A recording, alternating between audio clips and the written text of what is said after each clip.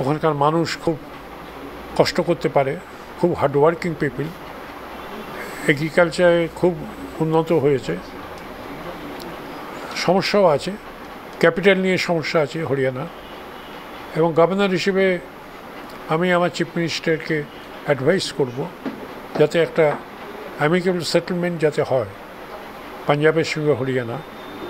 কারণ এই twin brothers Punjab and Haryana, তারা একসঙ্গে যদি কাজ করে তাহলে দেশের উন্নতি ওই এলাকায় সাংঘাতিকভাবে এগিয়ে যাবে।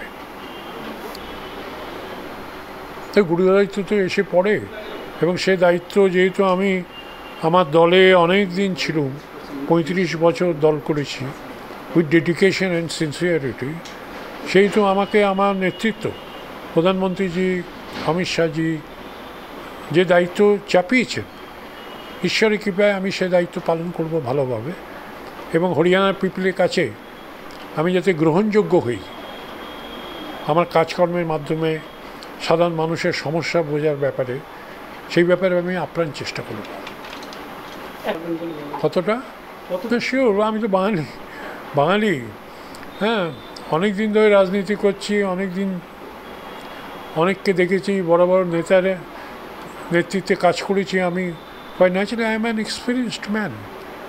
I should be able to understand the problems of Haryana. আপনার কাছে লেটারটা কবে এসেছে? মানে ইতিমধ্যে কি এসেছে লেটারটা? হ্যাঁ, চিঠিটা কি এসেছে? না এখনো আসেনি চিঠিটা। প্রেস রিলিজ হয়েছে দিল্লিতে, কিন্তু এখনো রাষ্ট্রপতি কিভাবে জানতে পারলেন? জানতে তো এখান থেকে বায়োডেটা গেছে, আমি আশা করি সেই বায়োডেটা অ্যাপ্রুভড হয়েছে।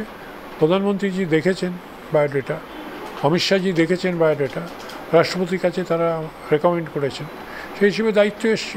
আর দায়িত্ব খুব গুরু দায়িত্ব, এর সঙ্গে অথরিটি যেমন আছে তেমনি বিরাট দায়িত্ব আছে, এবং ঈশ্বর আমাকে সেই শক্তি দিক যাতে আমি এই দায়িত্ব ভালোভাবে পালন করতে পারি।